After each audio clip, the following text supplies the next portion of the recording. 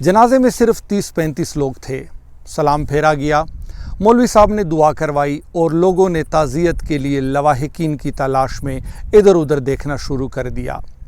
मरहूम का एक ही बेटा था, वो लंदन में था।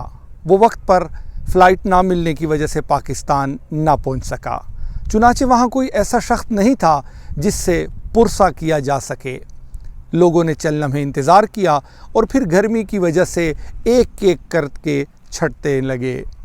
तदफीन का वक्त आया तो कब्रिस्तान में सिर्फ 6 लोग थे।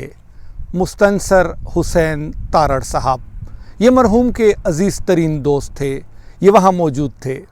दूसरा शख्स मरहूम का पब्लिशर था। ये पिछली 2-3 दिहाइयों से मरहूम की किताबें छाप रहा था, लिहाजा ये भी तदफीन के लिए वहीं रुक गया। और बाकी 4 लोग घरेलू मुलाजिम थे। ये आखिरी वक्त तक साहब का साथ देना चाहते थे। मैयत उठाई गई, कब्र में रखी गई, मट्टी डाली गई। ताज़ा मट्टी में दरख्त की सब्ज़ शाख भी ठोंक दी गई। गोरकन ने कब्र पर छिड़काव किया और दुआ के लिए हाथ उठा दिए। तदफीन में मसरूफ़ लोगों ने भी हाथ झाड़े और दुआ में शामिल हो गए। और यूँ मुल्क के सबसे बड़े अदीब, बड़े नावल निगार अब्दुल्ला हुसैन उदास नस्लों जैसी शाकार नावल तख्लीक करने वाले शख्सियत की सफ़र अख्तिताम पजीर हो गया। एक कहानी थी जो 4 जुलाई 2015 को कब्रिस्तान के एक कब्र में दफन हो गई। ये शख्स कौन था? ये अदब की दुनिया का तनावर दरख्त और दरख्शा सितारा अब्दुल्ला हुसैन थे।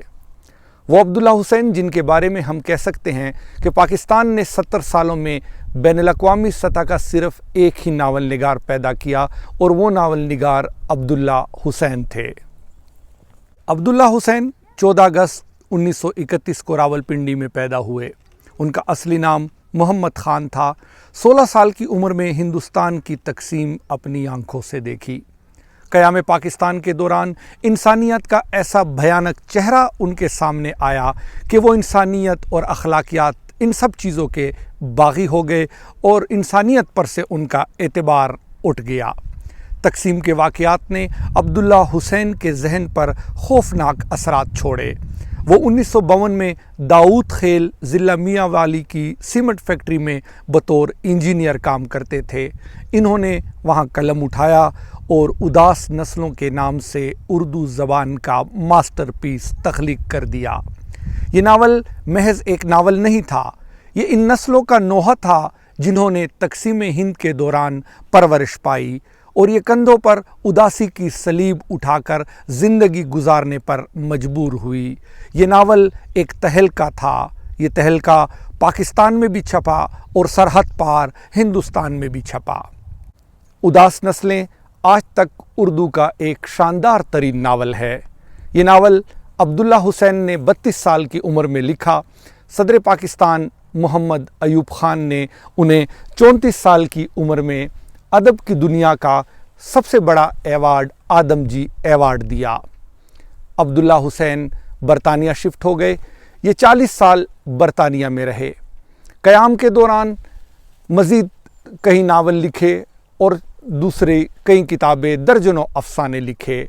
अब्दुल्ला हुसैन ने अंग्रेज़ी में भी बहुत ज़्यादा नावल लिखे।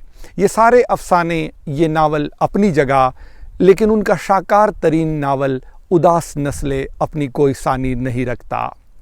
अब्दुल्ला हुसैन खून के सरतान में मुब्तला थे, बीमारी से लड़ते रहे, यहाँ तक कि 4 जुलाई 2015 को 84 साल की उम्र में लाहौर में इंतकाल कर गए। बेगम के साथ उनके ताल्लुकात कशीदा थे। बेगम बरतानिया में ही रह गईं। बेटा लंदन में रहता था। वो जनाजे पर फ़्लाइट ना मिलने की वजह से वक्त पर ना पहुंच सका। अताउल हक कासमी साहब ने दोस्तों अहबाब को इतला दी और यूं 30-35 लोग मुल्क के सबसे बड़े अदीब की आखिरी रसूमात में शरीक हो गए। ये अलमिया अब्दुल्ला हुसैन की मौत के अलमिये से भी बड़ा अलमिया था। सोचने की बात हमारे लिए ये है कि हम लोग इस अलमिया से 2 सबक सीख सकते हैं। पहला सबक ये है, जो कि हम जैसे आम लोगों के लिए है, कि हम बदकिस्मत लोग हैं। हम काम, शोहरत, नाम, दौलत की धुन में ख़ानदान को हमेशा पीछे छोड़ देते हैं। हम कैरियर बनाते रहते हैं, शोहरत समेटते रहते हैं और इस दौड़ की धूप हमारे ख़ानदान की मोम को पिघलाती रहती है। यहाँ तक कि जब ज़िंदगी की शाम होती है तो हमारे ताकों में पिघली हुई मोम के चंद यादों के सिवा कुछ नहीं होता। मैं बहुत से ऐसे लोगों को जानता हूँ जो अपनी शोहरत, इज़्ज़त, नामूस और नाम के लिए पूरी जवानी लगा देते हैं, लेकिन इस जवानी के दौर में वो अपने बच्चों को अपने करीब नहीं आने देते। और जब यही लोग बूढ़े होते हैं तो ख़ुद अकेलेपन का शिकायत करते हैं और कहते हैं कि हमारे बच्चे हमें टाइम नहीं देते। मैं बेशुमार ऐसे लोगों को जानता हूँ जो अपने बच्चों के बचपन को इसलिए इंजॉय ना कर सके कि ये बच्चों के लिए आला मुस्तकबिल के लिए सरमाया जमा कर रहे थे। बच्चे बड़े हुए तो इन्होंने भी अपनी पूरी जमा पूंजी लगाकर बच्चों को आला तालीम के लिए मुल्क से बाहर भिजवा दिया। बच्चे जहाँ गए वहीं के रह गए, वहाँ से वापस ना आए और यूँ इनके जनाजे में मुलाजमीन ही जमा होते रहते हैं और उनकी तदफीन मुलाजमीन ही करते रहते हैं और मुलाजमीन ही इनको दफन करते रहते हैं। मैं ऐसे लोगों को भी जानता हूँ जो पूरी ज़िंदगी शोहरत जमा करते करते मर गए और इनके जनाजे में इनका कोई अजीज़, कोई रिश्तेदार, कोई दोस्त ना था और ना ही वो लोग जो ज़िंदगी में इनके हाथ चूमते थे और अपनी हथेलियों पर उनके ऑटोग्राफ लिया करते थे। मैंने ऐसे लोगों को भी देखा है जो अमन, इंसाफ, खुशहाली और मुतमईन ज़िंदगी के लिए ख़ानदान को मुल्क से बाहर ले गए। आखिर में ख़ुद तो वापस आ गए, ख़ानदान वहीं का रह गया और जब इनका इंतकाल हुआ तो बच्चों को या तो छुट्टी ना मिली और या उस दिन फ़्लाइट ना मिली।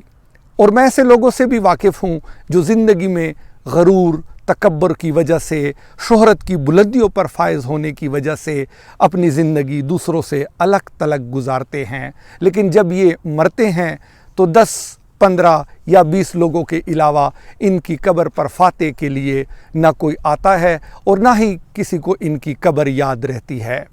चुनाचे पहला सबक तो ये है कि अपनी औलाद, अपने ख़ानदान और अपने नाम व नमूस के लिए और तालीम, रोज़गार के लिए, काम, शोहरत, इक़्तिदार और सिक्योरिटी के नाम के लिए अपने बच्चों को अपने आप से इतना दूर न करें कि ये आपके जनाजे में भी शरीक ना हो सकें और आपकी कब्र 10-10 साल तक इनके कदमों को तरसती रहे।